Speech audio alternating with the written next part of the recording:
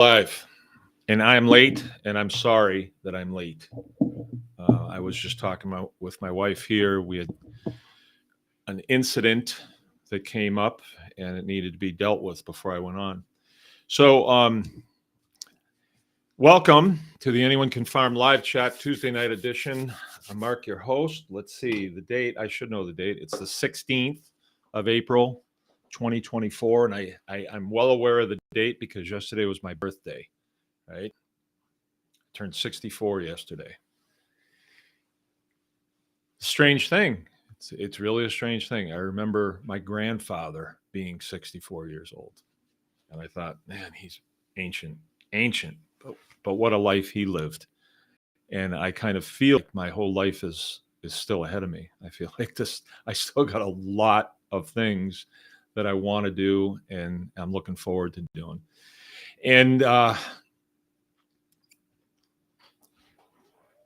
part of thank you. My wife just made a cup of tea, which will be just right. I'm really tired, and I really don't want to drink coffee at this point because I'm very interested in getting a good night's sleep tonight. And so, okay. Our show tonight, I would like to give a shout out to some of the businesses that I do business with, also tribe people.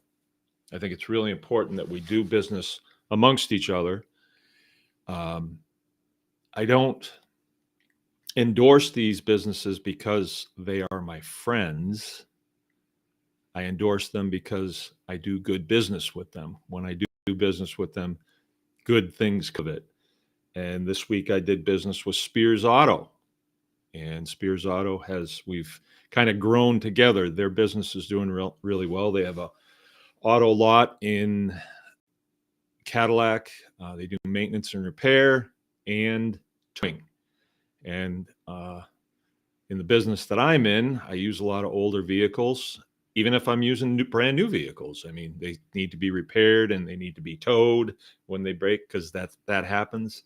And those guys have always been there for me. So I'd like to give a good shout out to Spears Auto. Good friends, good people.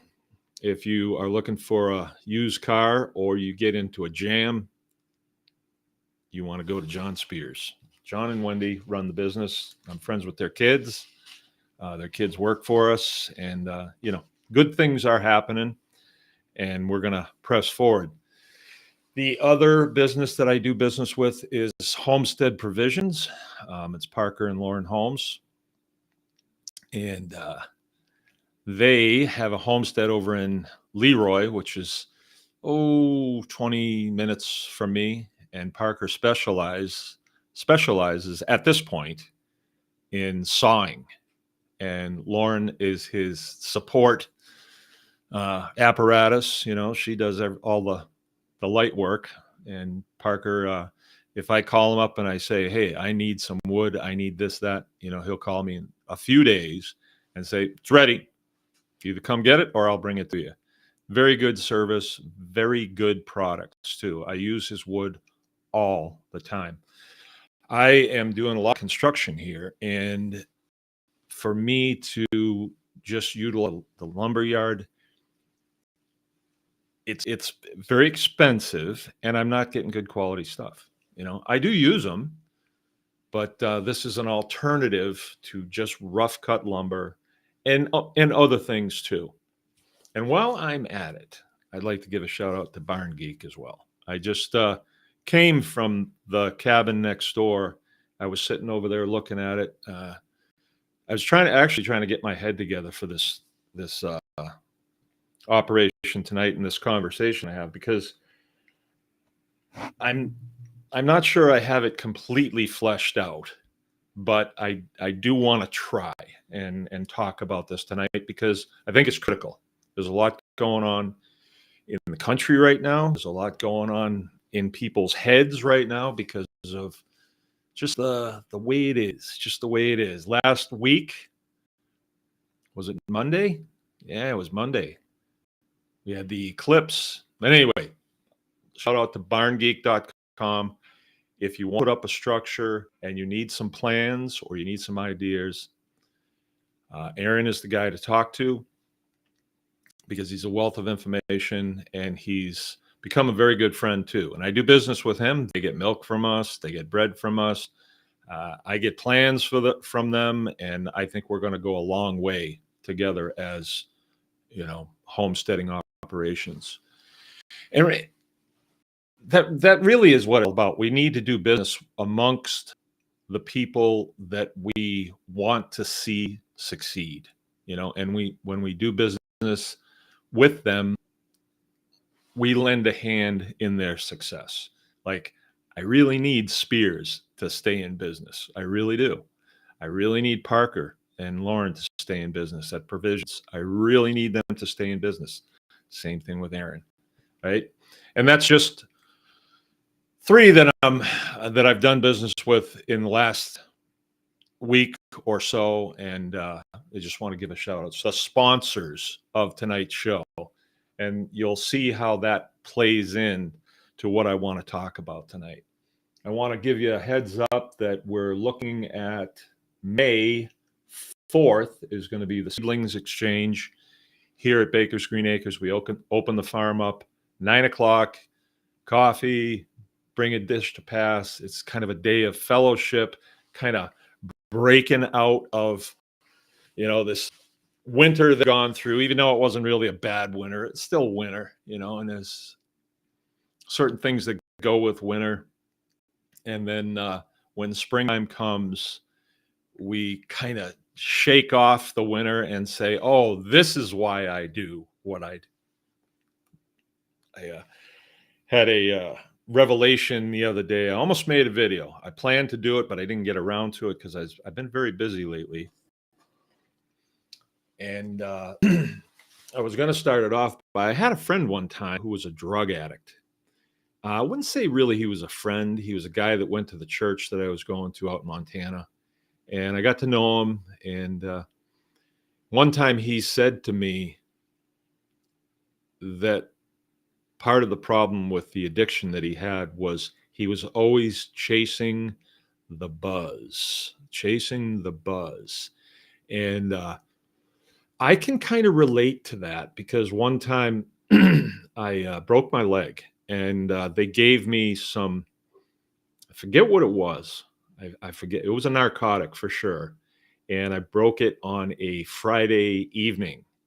And the guy that I had to go see, I couldn't go see to get my leg set until Monday. And so they gave me a bottle of these, whatever it was.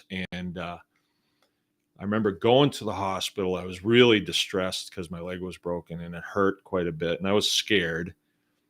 But coming home, after I had taken 1 or 2 of these, whatever they were, might have been Oxycontin or something like that. I don't remember. I was just relaxed as can be. I was thinking, well, this is bad. Broken leg is bad, but think of all the things that I can do now that I'm kind of laid up. I can get some research done and all this stuff. And that first night, I actually stayed up because I didn't want to sleep on this buzz that I had. It was so intense.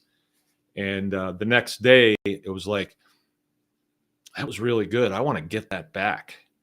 And it never did come back. It didn't matter how much of whatever that was I took. All it did was kind of numb me, right? So it's sort of like that in farming as well. Like you have days in the spring when winter has left and all of a sudden, all of the work that you've done, you can build on it and you can stand back from your work and you're in the middle of this. Sometimes it seems like a juggling act that you have going on.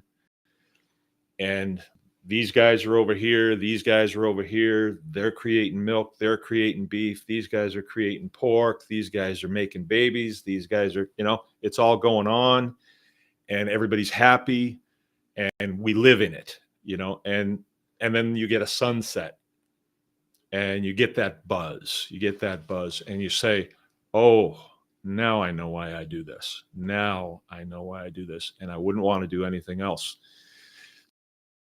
So this way we can captivate that feeling, that buzz during that time. And I know you can, because when you bring all these people together that are into this, what we're doing, uh, it's magic. You bring all those people together, and we just have a good time. So I don't want anybody to miss that. If you can come, even if you don't have any seedlings to exchange or seeds, please come and just be with us, eat with us, break bread.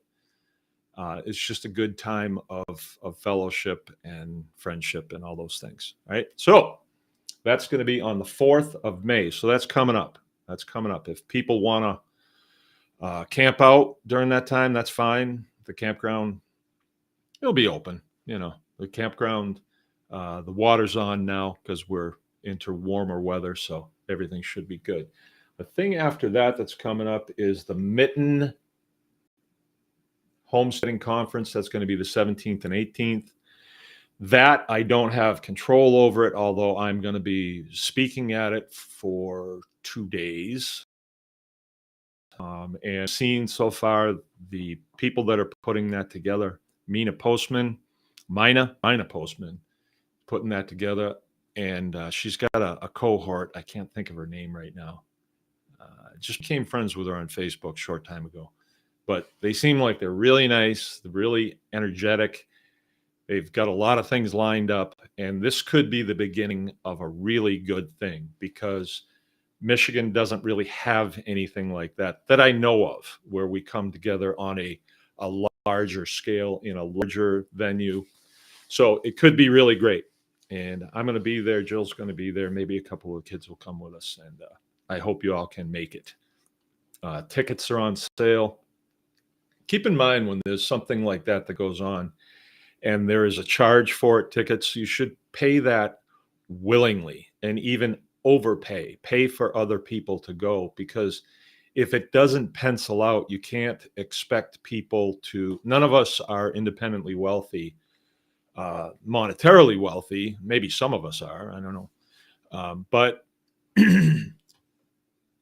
it takes all of us to make that happen. So keep that in mind. And I think that the blessings that you'll get out of it are going to far exceed anything that you pay in the fiat currency that we're using these days. Okay, there it is.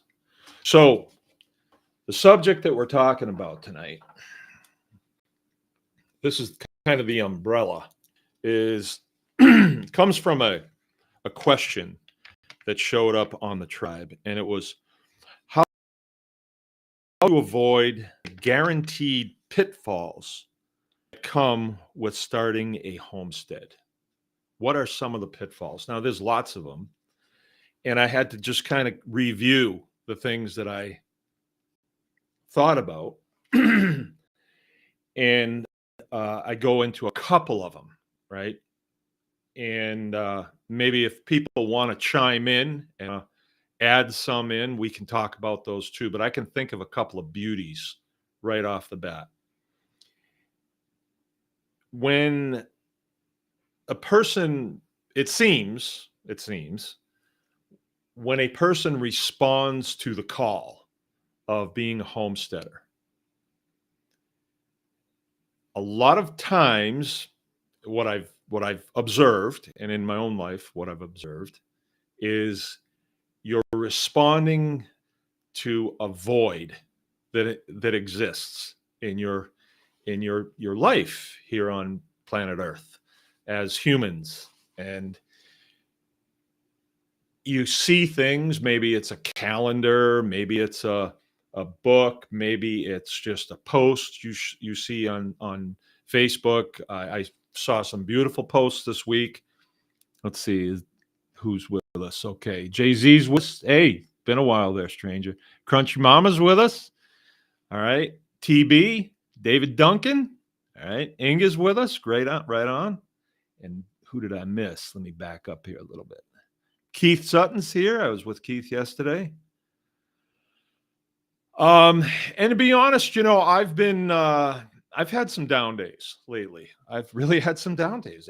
Actually, yesterday I was saying to Keith, I'm not sure I'm gaining on this sometimes. It seems like I'm overwhelmed most of the time. And I think he kind of sensed that I was, a little fragile yesterday as far as the whole homesteading thing goes. Because sometimes it does feel like I have not near enough time to get what I need to get done. And I have these animals that here it is spring and they want things. And every time I walk out the door, I'm hearing their voices because they want things from me. And then this too. So I get spread kind of thin, and sometimes that feels a little, I don't know, feels a little makes you fragile to things that are going on in the country and things that are going on in the world that you hear about. And it's like, it's kind of distressing. I wish these things weren't happening. I wish we could just all live quietly, get along, enjoy our lives. But there's forces that don't want that to happen, right? So you respond to this feeling that you want to be a homesteader, and you form up a plan in your mind of where you want to be in that. You might see like the clerics put up pretty nice pictures of their homestead, and it just looks really bucolic and wonderful. And you fill in the gaps, of what it would be like to live there and live that type of lifestyle. And I think the human tendency is to fail to see, whoa, there's a lot that goes into that. That doesn't just happen. We can't just buy that, it's not going to drop in your lap. So it seems like people are prone because they see the goal and they're in a rush to get there, and they start to feel it and they get excited, and they have a tendency to make bad decisions. And one of the bad decisions that we see over and over is, well, I'm going to be in homesteading, so I'm just going to have to buy me that, that tractor that I've been needing. Wait a minute. You don't even have chickens. What do you mean? What makes you think you need a tractor? Well, isn't that one of the components that you need? I mean, to be a homesteader, you have to have a tractor, right? So, the tractor is the problem. It is the jumping ahead and thinking this expensive component is going to get me where I want to go, right? And you haven't done this before, so you sometimes are connecting dot A with dot U instead of dot B, and you can get yourself into a bind financially where you're not able to, when you realize that you need to connect dot A to dot B, you can't do it because you're bound up financially, making payments on things and not being able to put your infrastructure together. So I think that's one of the things that really has to be looked at closely. And I have to do this. I'm in this 20 something years now, and there are wants and needs. And I really want to drop a pile of cash. Here's an example in my life. I really want to drop a pile of money. Well, I don't have a pile, I have some, but it's earmarked for must-haves. We must do this. This is the next step in this process. We must do this. And a great example is my beef cows. They are kind of penned up still. They have about a 6-acre pasture that they're working it down as quickly as it's coming up. The grass is coming up, and they're starting to munch that green stuff, right? And so they're not near as impressed with dry hay as they would have been a month ago. And they're starting to chase the green is the way the way farmers say this. And I have a plan to let them out on a vast area where there's going to be tons and tons of grass out there. Tons. They will spend their whole summer out there, but it's not fenced. It's partially fenced, but it's not completely fenced. And if you let them out on something that's partially fenced, they're just going to keep wandering. They're going to keep going. So I cannot do that. And so time and resources have to go into that project. They have to. But there's another part of that whole thing that my want to brain kicks in, and I have a pond at the bottom of the hill. And I'd like to expand that pond. I'd like to make it much, much bigger and much deeper because I would like to, number one, I'd like to have a duck house out there, a floating duck house, and populate it with ducks because I like to eat ducks, and ducks do a lot of good work, and I would like to do that. Do I need to? I don't need to. It's a want. It's a want. I would like to stock the pond with fish that I can eat and then be able to feed them, and then in the fall harvest a bunch out so we have fish. I'd like to do that. Do I need to? No, I have plenty of beef, plenty of pork, plenty of chicken. I don't need to, right? So I have to say, well, that's a want, not a need. And so my mind starts saying, yeah, but if you had more water, then you could get into some irrigating, and then the irrigation would give you more hay for your beef cows. So I start to fool myself, right? I start to fool myself into, well, yeah, let's just do that. That'll be fun to watch them digging out there and, digging up all these trees that I want gone and all this stuff. But I have to kind of stop myself and say, okay, well, let's take care of priorities first, based on if we don't do this, we're going to have cows that are going to be unhappy with seeing green grass on the other side that they can't get to. And every day that they're unhappy about that, they're going to push those fences until eventually they may find a way through. And then we have problems when we have animals get out. You don't want that to happen. And I found out about that last weekend. And I told you guys about that. I came back after I was going and getting some hay. I came back and I saw cow tracks in the road. I was gone for an hour. And it was totally my fault that happened. Right. And I had to fix that Monday morning. I had to, be a fencing man and man up and fix what I should have fixed before, but I was working on other stuff. Right. So I think that is one of the pitfalls, is getting ahead of your headlights, slow down, make lists of priority things that have to happen that you can take to maybe not completion, but at least to a level where everything is safe. And by safety, I mean, if you're in livestock, you have to contain them. You have to. If you don't, you can wind up having a train wreck. You spend a bunch of time on a beautiful garden, but you don't contain your pigs good enough. And then, priority is, well, I would like to go to the movies. I need to go to the movies. And you come back from the movies and the pigs have gotten in the garden and wiped it out. That hasn't happened to me, but you can see how it could happen. I have had pigs get out. We went to a museum one time and I had a bunch of pigs on the garden churning that up for me. And before I left to go to this museum, it was kind of a dark day.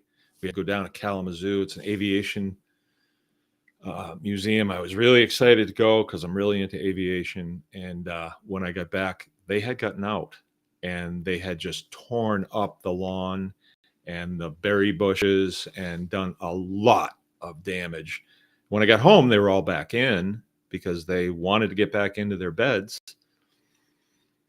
Could I have prevented it? Absolutely. I could have prevented it. But, I didn't prioritize correctly. And sometimes, it's hard to prioritize correctly because you can't see beyond your headlights.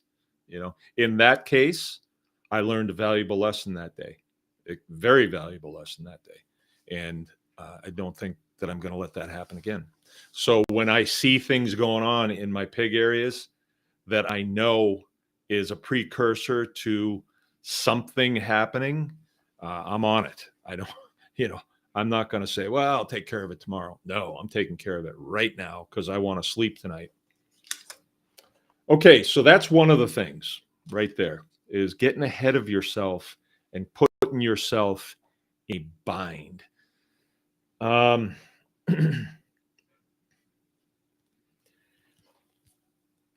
Another pitfall, and this is the subject that I feel has come up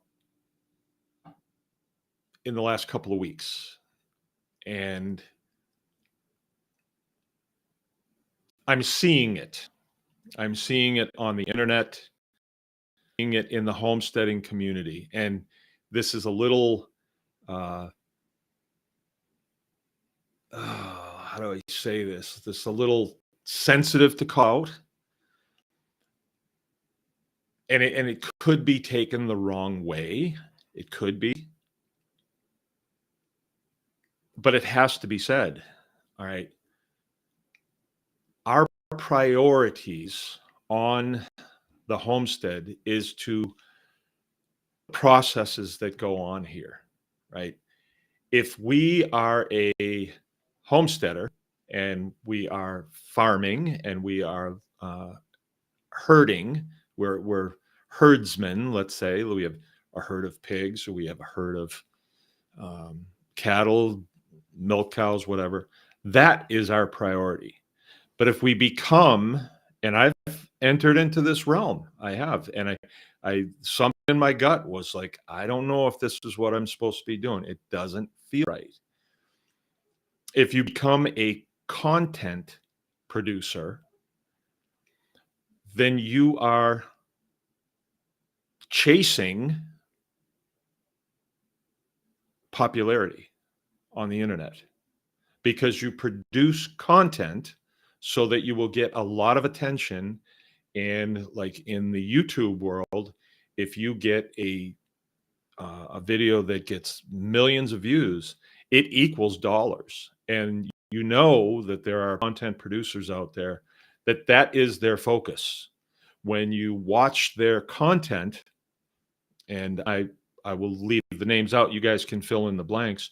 You say, well, what do you guys actually do there? Because I see walking in the woods and pontificating, and sometimes you show firearms, and sometimes you show equipment and stuff, but I don't actually see what you do. I don't actually see the homestead. I don't see the livestock. I don't see the provisions that you're putting up to get through the winter and things like that. I don't see the living accommodations. I don't see that. And so I kind of wonder, is this reality, or is it content production? Like a content producer, let's say, that makes movies, let's say you're making cowboy movies, you're Alec Baldwin, and you're, fooling around with Colt 45s. You're not really a cowboy. You're not really a rancher. You're an actor, and you're really producing a movie that people are going to watch. Well, that's fine. You're an actor and you produce movies. That's fine, right? But in the homesteading community, a lot of the producers of content have a level of compromise in their lives because they are beholden to content people will go to. and they will click on it and they will watch it, which equals views, which equals sponsorship dollars and things like that. And that's how they make their money. That's how they make their money. So there is a level of compromise. Now, compromise, I've worked myself into positions in my life up till now several times that I can think of that pain me when I think of them, where I knew from the beginning of what I was doing that I shouldn't be doing it. And daily, a little bit at a time, I worked myself in deeper and deeper and deeper to a point where I was totally compromised, but I was stuck. I was stuck in that compromised situation. And I won't go into the details. It really doesn't matter all that much, but I'm not in those situations now because I worked my way out of it too. And after I work my way out, I say, I do not want to get compromised like that again. So if you get yourself into a bad situation financially, now let's say a bad situation is you're operating in the red, and you can be $1 in the red, and that is the beginning. And well, I owe $20,000 to Discover or whatever. So what's $25,000? What's $50,000? What's $100,000? Well, what does that do to your life if you've decided you wanted to do this and you want to be victorious at this? What does that do to you? You know, you're no longer making your decisions based on what you should do, what's right to do. And some of your decision making may be based on what you have to do to maintain whatever the compromise that you've got yourself into. Most of the time, when I see people who are really compromised, you can see it. You can see it. And I can think of a couple, one individual off the bat that from the start was saying that, well, the reason he's in this compromised position, it's not his fault. Not his fault. But then he worked himself in deeper and deeper and deeper. And the more he worked himself into this compromised situation, the less I wanted him to be a part of my life because I'm taking on his compromised position. And I didn't feel comfortable with it. And so you have to be judicious on how deep you want to go in that situation. That was a relationship, say, like maybe in a business relationship or something like that. So you got to get yourself out of it. You don't want to be compromised. Another way that you can be compromised, and we've kind of talked about this, I think this kind of goes without saying with this community, is if you take money from, let's say, a state agency, there's a hook in that. They don't just give it to you. They want something in return. And a lot of times that leads to a compromise in what? Your sovereignty. I'm going to do this way. Let's say you've taken a bunch of money. I did this. When I first got here, there was an organization funded by the USDA, and they'll help you build fences. And, oh, great. You mean they'll give me money to build fence? Oh, yeah, they say. And so I checked the boxes. I filled it in. We'll do that for you. Yeah. And, but there was a hook in that.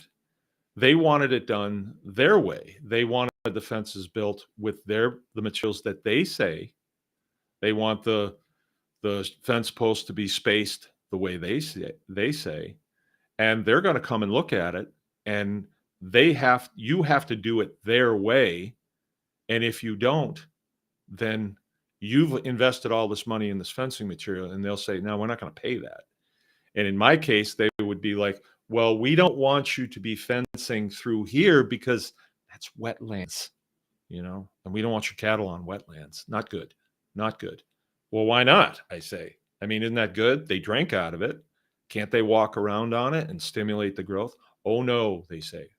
So I took their money and they got to say how I built my fences.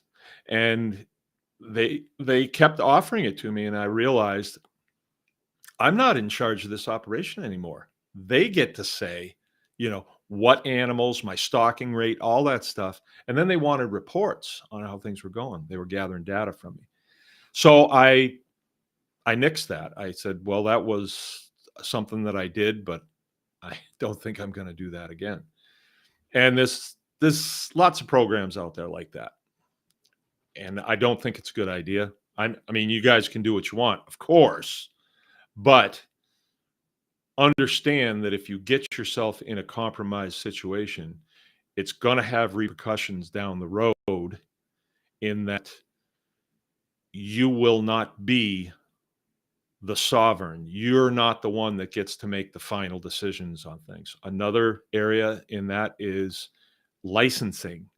If you enter into a licensing agreement with some of these organizations, they don't even put anything on the table. They're not really even offering you anything. They're just telling you, well, you won't have to be afraid if we license you. And if you bite on that, they've got a bunch of restrictions on what you can do. And most of the time, what we've seen is they restrict you from prosperity. They don't want you to prosper. And I don't know why that is. You'd think these departments would want to see farms do well. They actually want to see certain farms do well, but those big ones, they're very compromised. They don't get to do what they want to do. They're on the hook to, Department of Environmental Quality, and it goes on down the list. They are no longer completely in charge of their operations. And it might not seem like a big deal, but when I hear the stories about, oh, we've got friends that are in it and they would like to go out and spread manure, and they're all ready to go, and the agencies will tell them no, because it could rain the day after tomorrow, and we don't want all that manure washing down to the creek. So they've got their tankers loaded and they're ready to go, but they can't, because they have compromised their sovereignty when it comes to their operation. And they didn't have to do it, but it's kind of a web of, once you take money from them, you're on the hook for what they want you to do. We know of a guy, and I actually did some consulting with him, and I told him, don't do it. Do not do it. And he did. But he was in a place where he said, hey, I got to make money. And the best way I can do this is with a storefront. I said, you take that storefront, they own you. He did. So there's nothing I can do. I mean, he'll find out. Maybe it'll work out for him. I haven't seen one where it really works out well. Maybe it will for him, though. I don't know. And compromise. Let's see. Do I want to go into this? I think I do.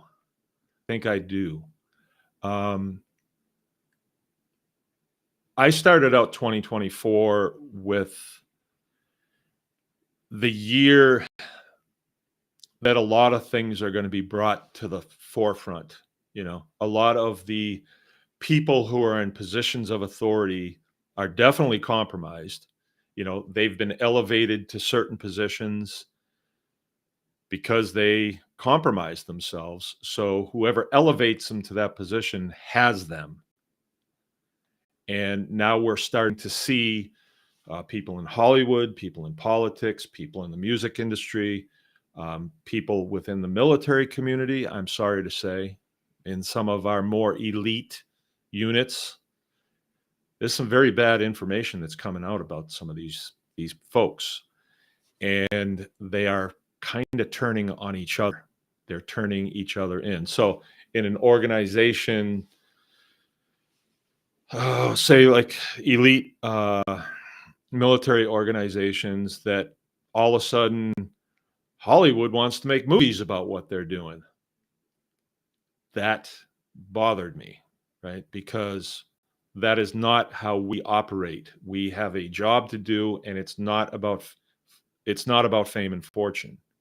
And whenever Hollywood wants to give these guys large amounts of money to tell a story, Hollywood gets to say, well, this is what really happened, right? I mean, this will make a good movie. But if the movie goes, the script is written truthfully, then people are gonna be like, what do you mean? I mean, you actually ran from the fight and then and said that you dragged yourself out on your elbows, but we find you with full magazines? Come on, what's going on here? So a lot of that information is coming out now, and I don't really want to use this as a platform to do that. But I know that that level of compromise starts as just a grain, and then it grows and grows. And I know from being in positions where I've actually compromised myself that it starts off kind of innocently, but then it continues and gets to a point where it's unmanageable, right? And that is with everything that you do.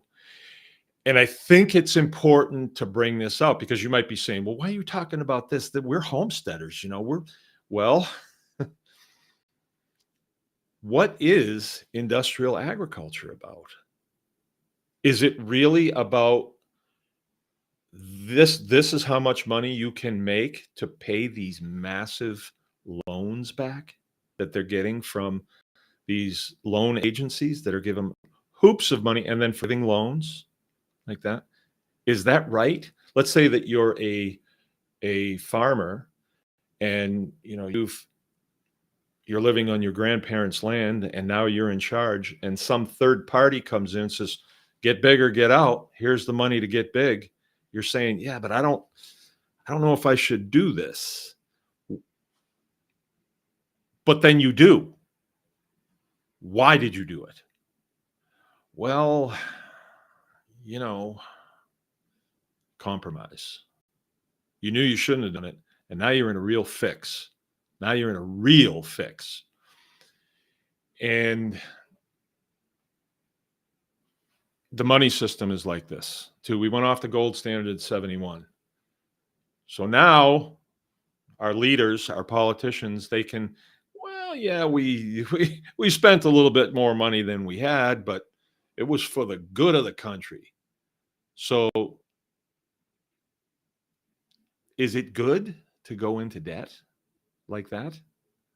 Knowing that you can never pay it back, the amount of debt that we have right now in our country, is that good?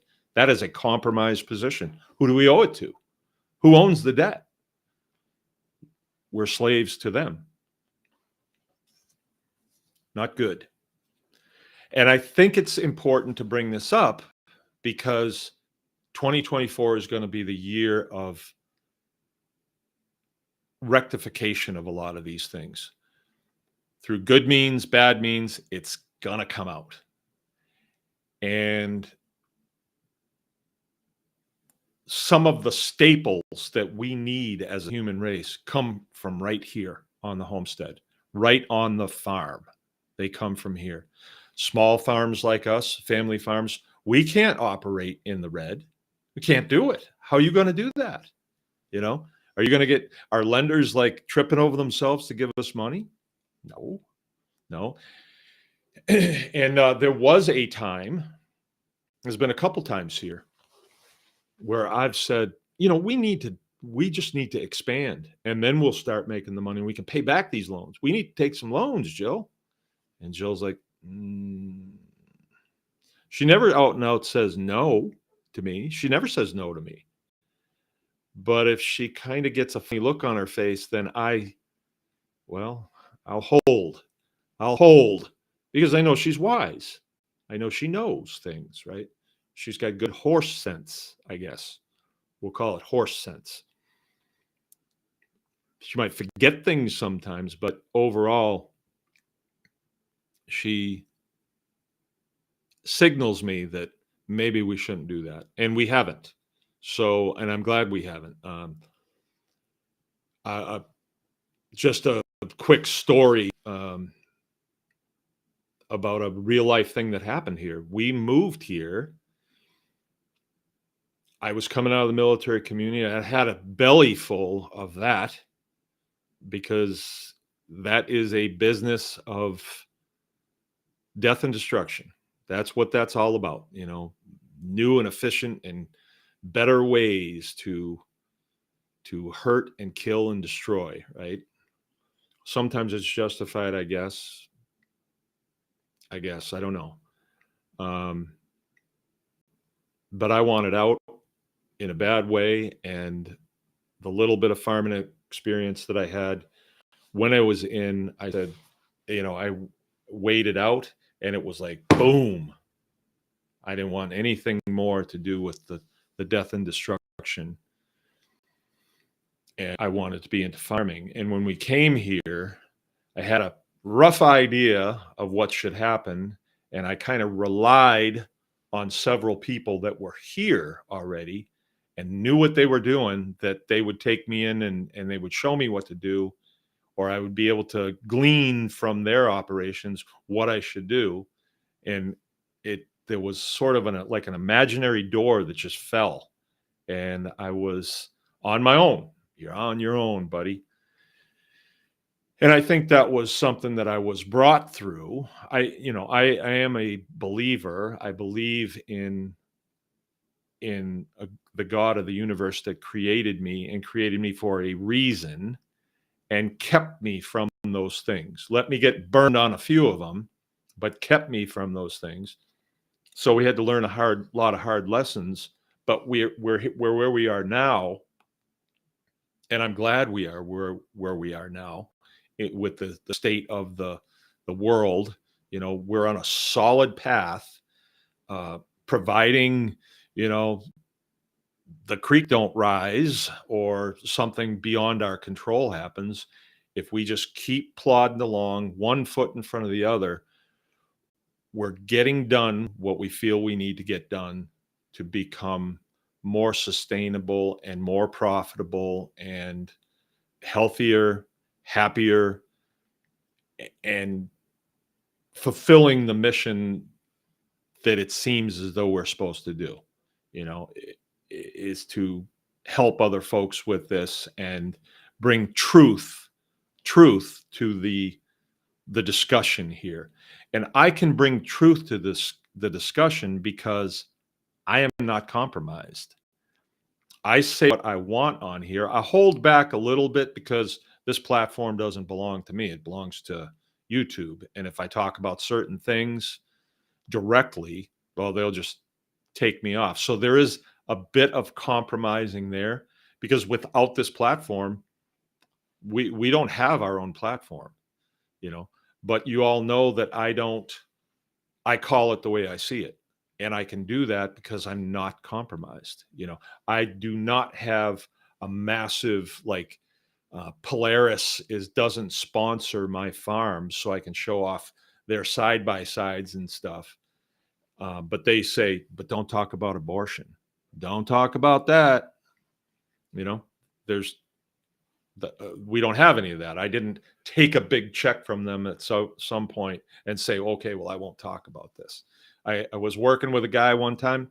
He's actually a family member, actually, and had a good plan how to move forward with this.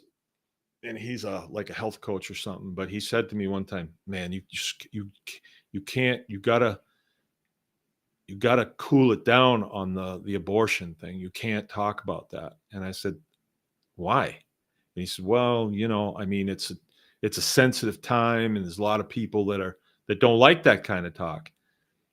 And I said, yeah, but what about the truth of the matter, that innocents are being slaughtered here?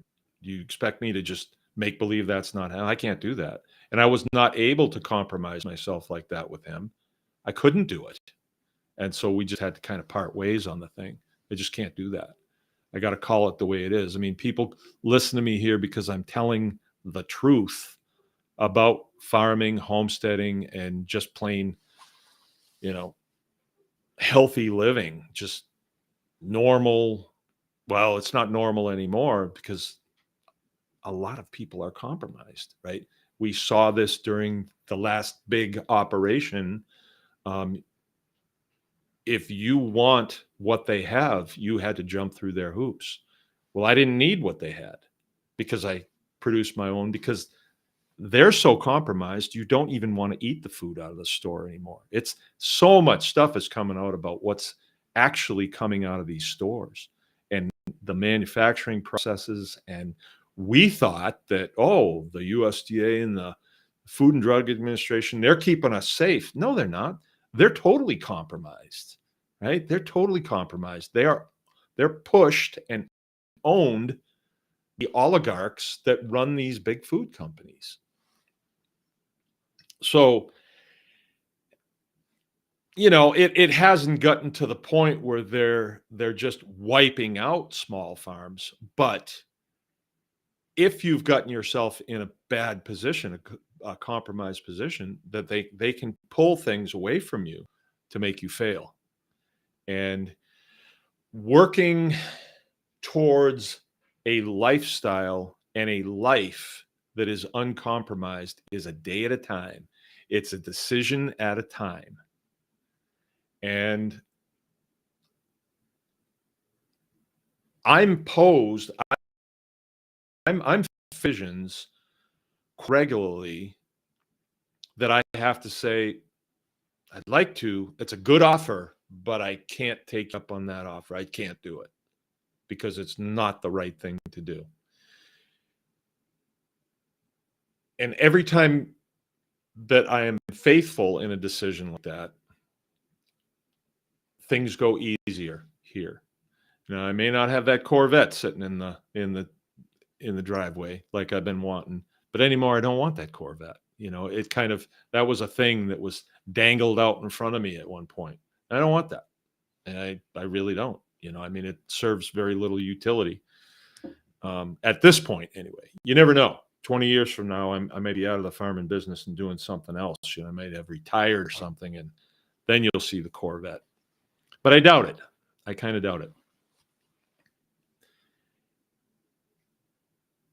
And why did I want to bring this to your attention? You may be saying, why are you telling us this?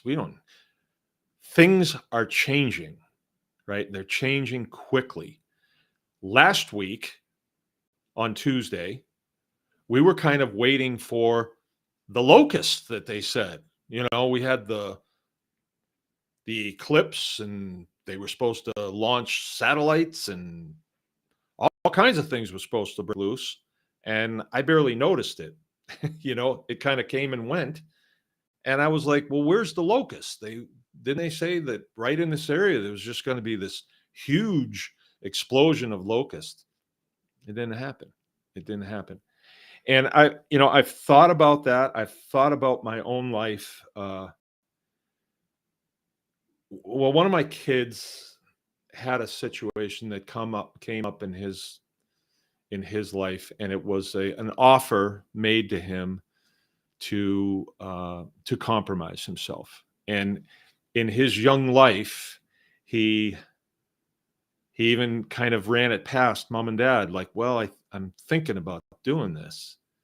And it really struck me that how do I tell him that is a very slippery slope? If you do that, what won't you do? And so it caused me to really think within myself, well, how am I, where do I compromise on a daily basis? What do I do that is compromising my ability to be who I'm supposed to be on this piece of property in the community that I'm in? What is it that I'm doing that I shouldn't? And I think sometimes I invest a little bit too much time in looking out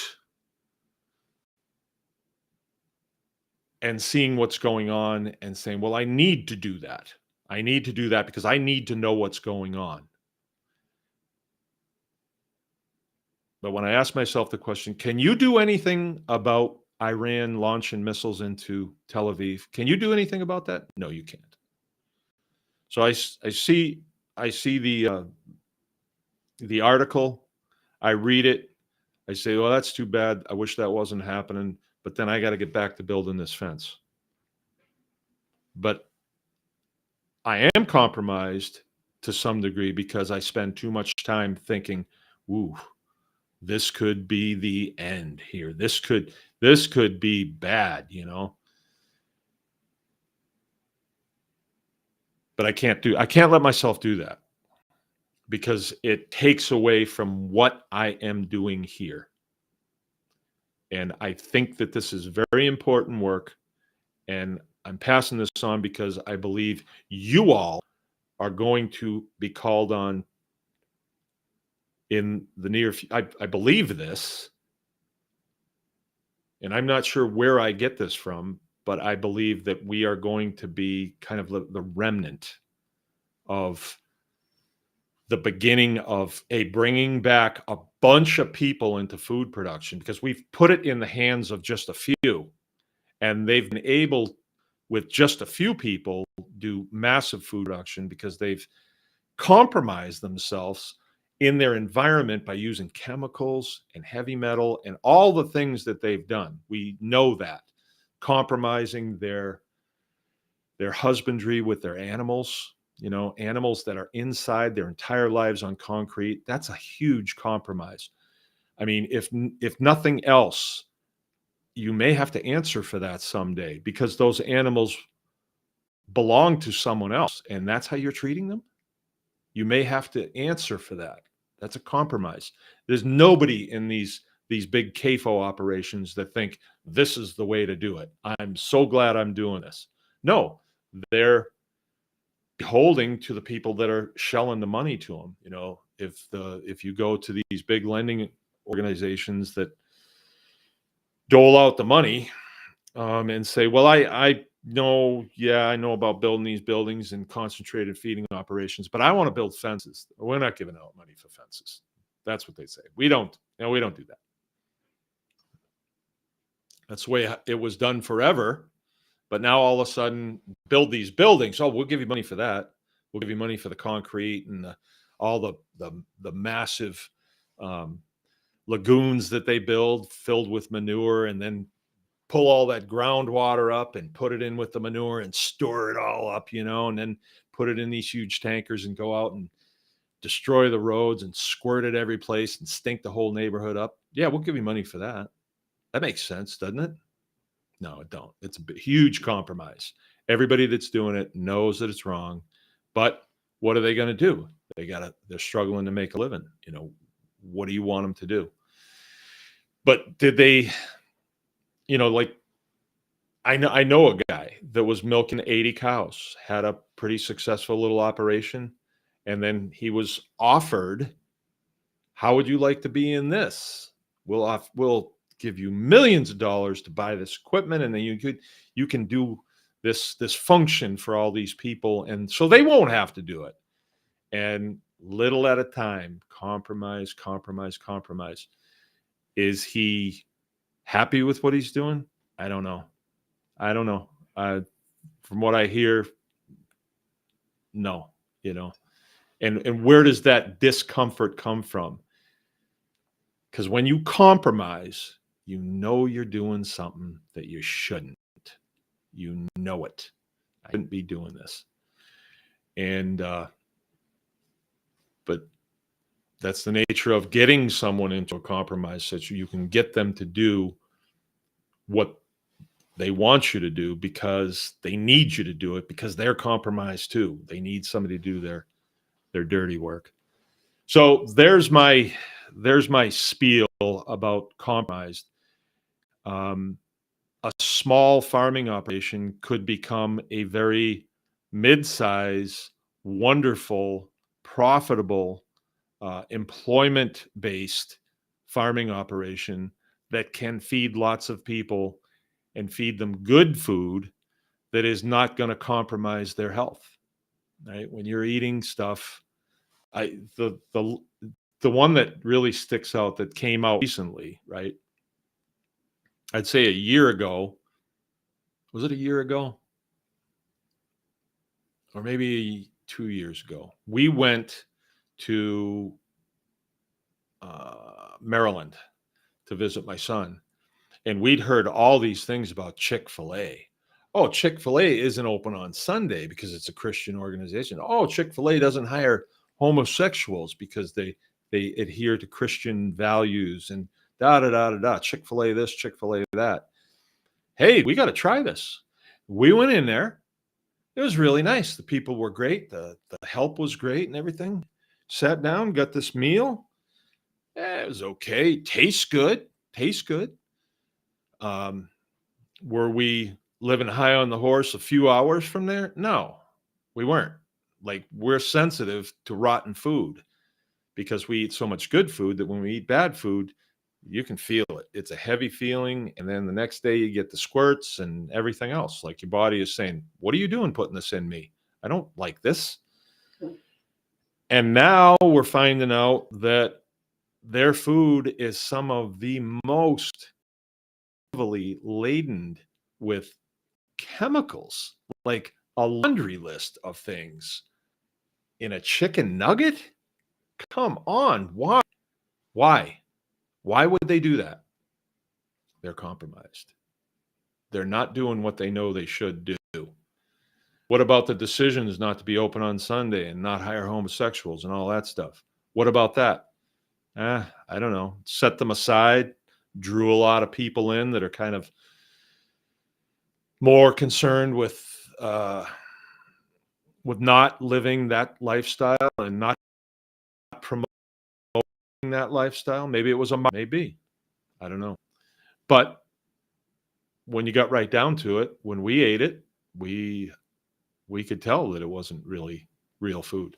So anyway, you can analyze this and analyze it and analyze it, but really what you need to do is think about right here. If you want to make a a good homestead operation that you can be proud of, don't compromise. I was about to tell you a story and I got sidetracked. I sidetracked myself. But when I first got here, coming out of the military, I was made an offer of, oh, you're into pigs, are you? Yeah. You got 80 acres of ground to work with. Oh, yeah. Yeah, I do. You know what you ought to do? You ought to get into raising hogs in hog houses. And I was like, that isn't what I had in mind, but tell me more. And this friend of mine that I was driving, I was helping him with his semi. I was fixing it, and then I was driving it a little bit. I had gotten my my license to drive it. And I thought, well, I was struggling to make a living. So I moved in that direction. Jill was like, I don't know about that. I don't know. And what tipped the scales for me was, well, I can make X amount of dollars per year with these hog houses. And all I have to do is empty the manure pit and make sure the fans stay on and make sure the feed flows. That's it. You know, we'll put it down on the back 40. We'll live up here. Yeah, it'll stink the neighborhood up a little bit, but for 120,000 a year, yeah, I got to do that because I was in a compromised state because I came out of the military being poor for 20 years. Not really poor, but we had to drive old cars and, you know, we just didn't have a lot of disposable income. I knew that going in. I knew it wasn't about making a fortune being in the military. So I was in a compromised position, and I went against what I believed to be the best way to do things, because I was looking at that 120,000, 60,000 you make off of each hog house. Woohoo! But that's not until they're paid off. And you can probably get them paid off in 7 years, they said. So, oh, great. So you got to borrow $1 million to build them, and you can get it paid off in 7 years. And then you can make about 60 grand a year on those, unless the people who put the pigs in there don't like you and they won't make you contracts. And then you're toast. Then you still have to make the note on these buildings, but you have no hogs going in your hog house. So I was going from a little compromised, and then if I signed on the dotted line with these guys, I would have been a lot compromised. And really, it was my wife that was kind of like, I don't know. And I was just trusting everyone when I came out of the military. After all, this isn't the killing business. This is the life business. And why would people be, deceptive in this business? We all want to make money, don't we? And we all want to have prosperous lives. Yeah, I was very naive. Being naive is actually a compromised position, because you can be hoodwinked, you can be fooled, you can be, BS'd, however you want to put it. You can be. So you have to be careful. And what happened in that case, actually, the man who I was doing business with and set up everything, he set everything up, and all the things dropped in place. The people who wouldn't loan me money to build out this operation, oh, they'll loan you money for that. They were right into that, because I had good credit, military history. And oh yeah, we'll loan you $1 million, no problem. You got to use our contractors, though, is what they said. And I was like, yeah, okay. Must be good if they're saying it's good. If I had done that, I don't know if I'd be sitting here today. I probably wouldn't, because I'm a little hard-headed when it comes to just doing what I'm told. And I was putting myself firmly in the seat of someone that, if you don't do what you're told, we will not put pigs in your houses. And if you don't have pigs in your houses, you're not going to be able to make the payments on those houses. And maybe we'll take your land from you. Maybe we'll just settle the debt that way, And they were in a position where they probably could have done that. They've probably done that many times. Who knows? I'm not sure.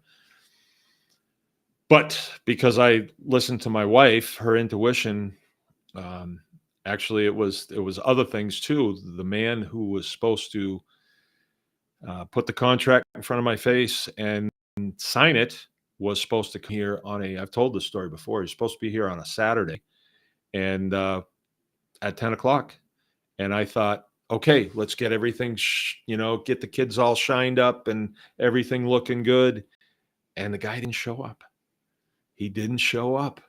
And coming out of the military, if you don't show up for a dental appointment, you are toast. So people show up when they are supposed to. Otherwise, there's been a car accident, or there's been some catastrophic thing happened. And I thought for sure, he's an older guy. I thought he must have had a heart attack and died. There's no way a professional guy in his position would just not show and not at least ring my phone and say, hey, I'm dead. So I thought he must have died. And I called their offices on Monday. I didn't call them Sunday because, they're a good Christian outfit. So I called him Monday, and he answers the phone. And I said, hey, what? I thought you were coming here Saturday. And he's like, oh, I drove by on Thursday and everything looks fine. So we'll be good. And I was still wrapped pretty tight coming out of the Air Force at that time. I didn't know just how tight I was wrapped, but I flew off the handle. And I was just furious that that guy didn't have the decency to at least let me know that he wasn't coming.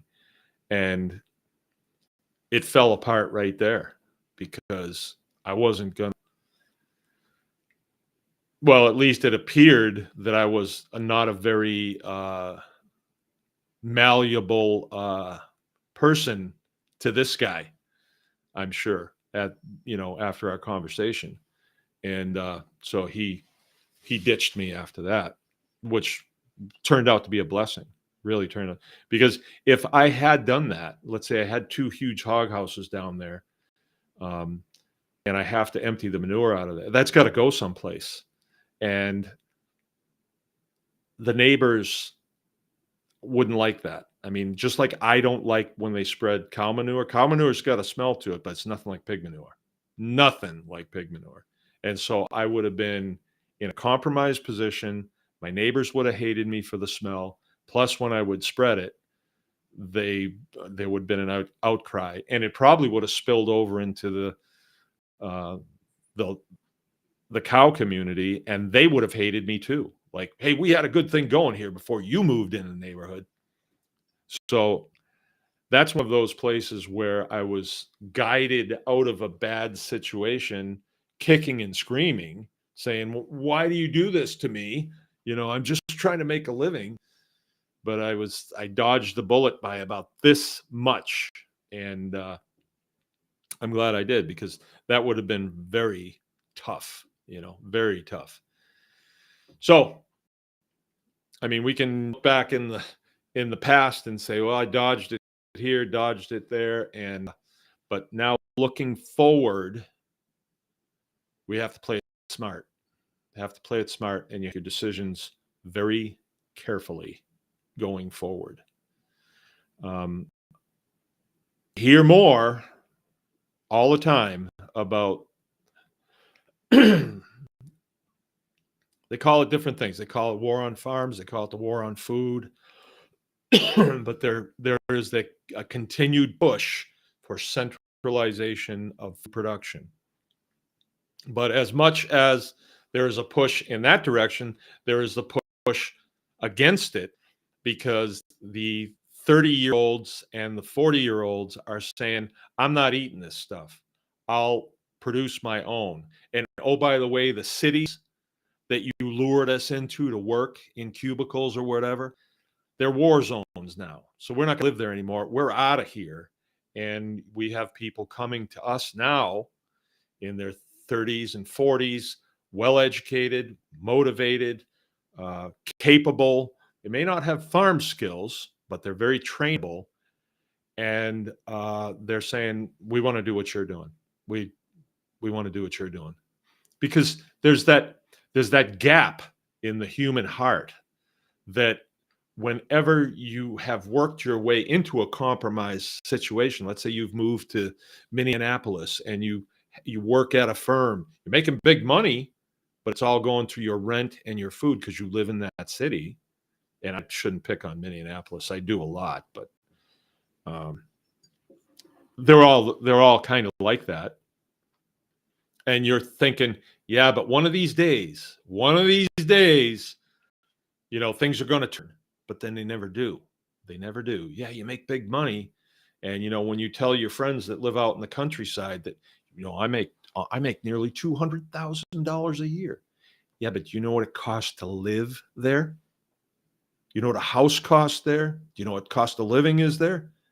It's the same. You'd be the same as looking at the co-op here, making $14 an hour, trying to live here. It's the same. But here, there's other opportunities. But they're the opportunities that were presented to us, right? We were made an offer as mankind, and the offer came from the creator of the universe. Here's your offer. And I think it's pretty well outlined in the story of creation. Here's your offer.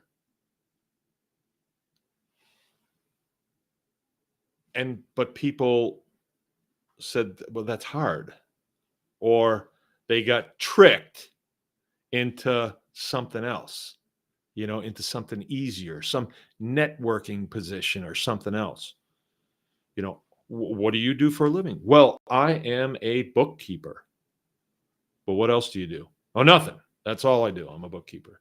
So you're pigeonholed into one little thing, and you're kind of told you don't need to know how to do anything else. You can just do this because this is what we will compensate you with.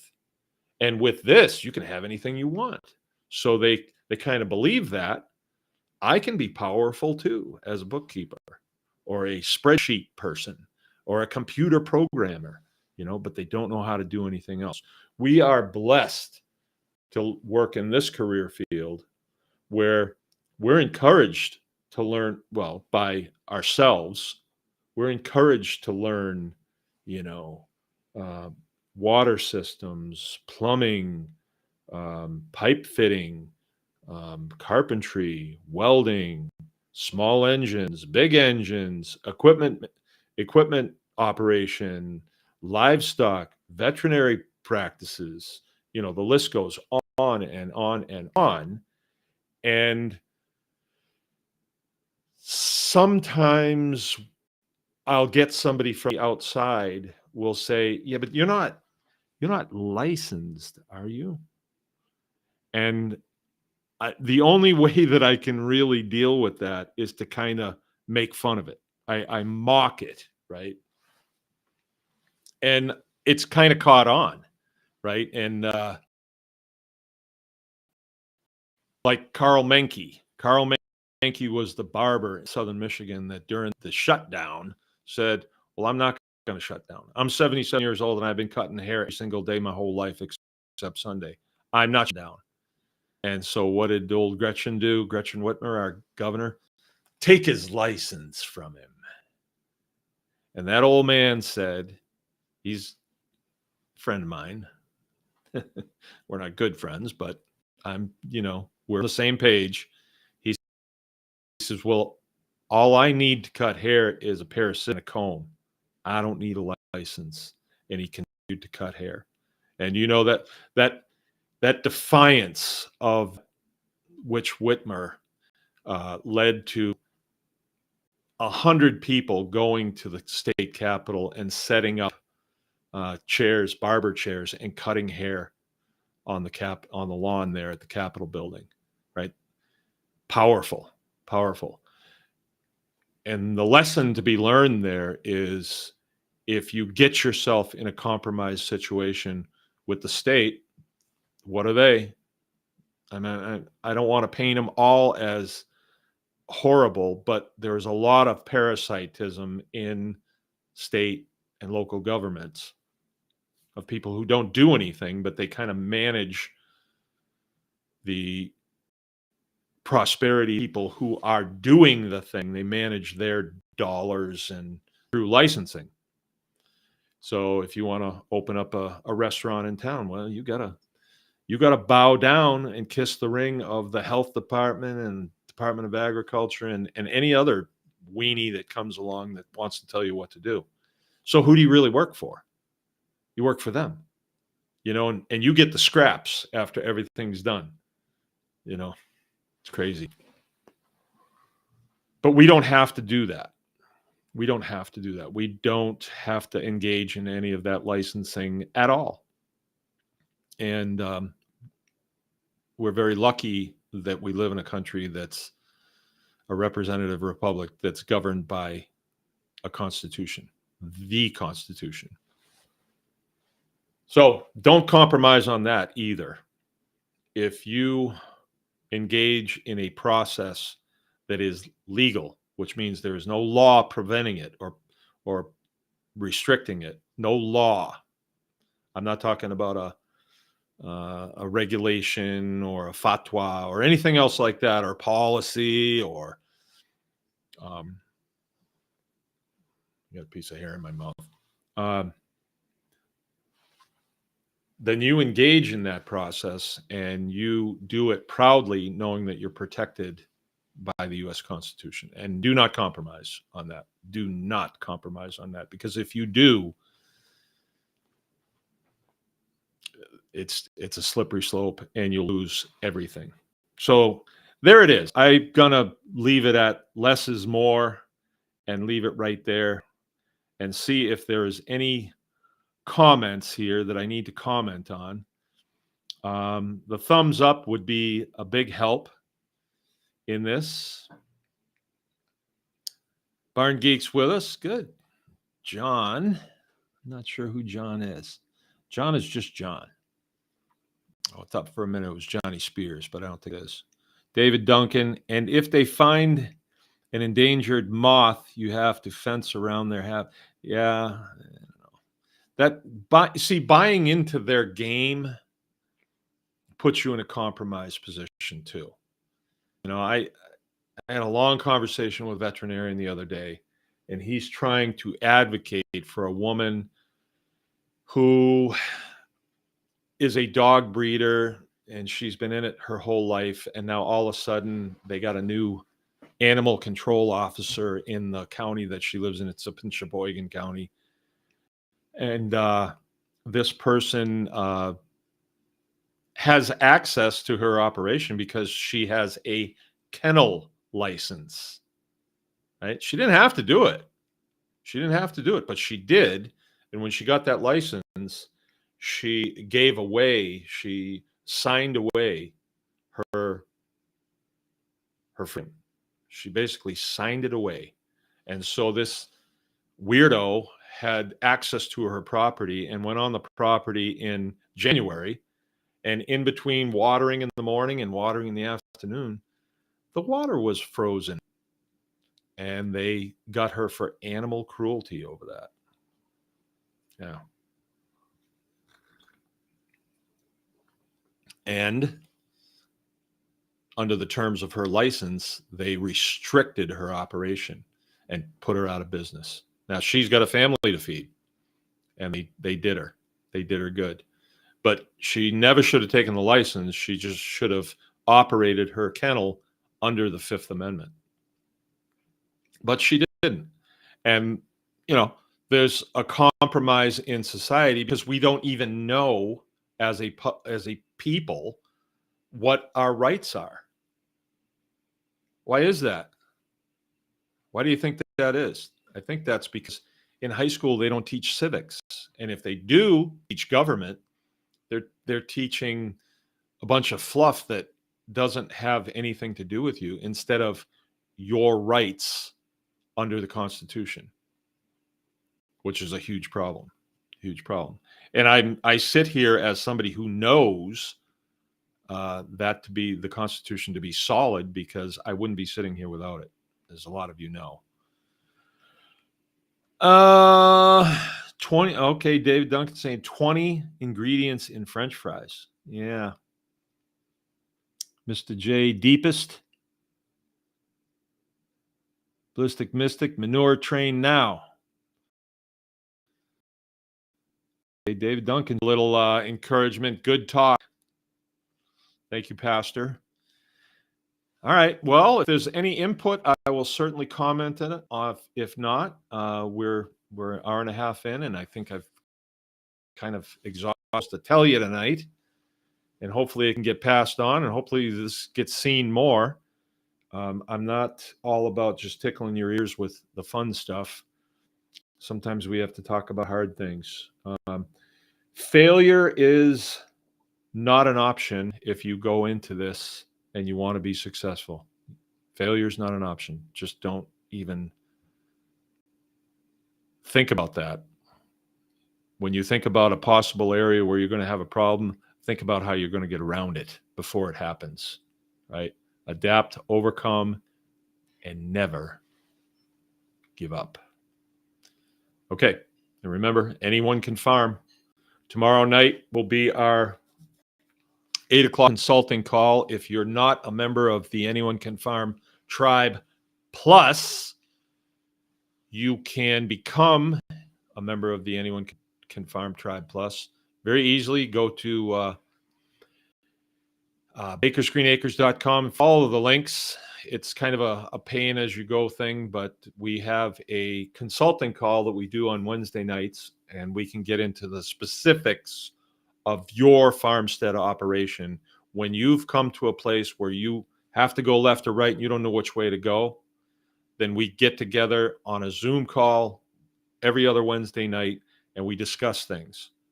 And sometimes we're talking about farming. We're all over the place, but there are people there who can give good guidance, or I can give you the guidance. I feel as though, you know, served me. We can draw from my years and foibles, but I have come out to a place where I'm doing okay, and I have a direction, and I think it's a very good direction, solid, one foot in front of the other. You build a non-compromised life one step at a time, one decision at a time. So you can be going in the positive, or you can be going in the negative. And sometimes you're going to go in the positive for a while, and then you make a bad decision. You get set back a little bit. But that's not who you are. That's not who you are. Things that haunts me from my past, that is not who I am, because that's not what's happening now. What's happening now is now, and the decisions I make now are what's going to affect the direction that we're going as a family, as a farm, and all those things. Okay. That's it. I'm going to sign off. Remember, anyone can farm, and we'll see some of you tomorrow night.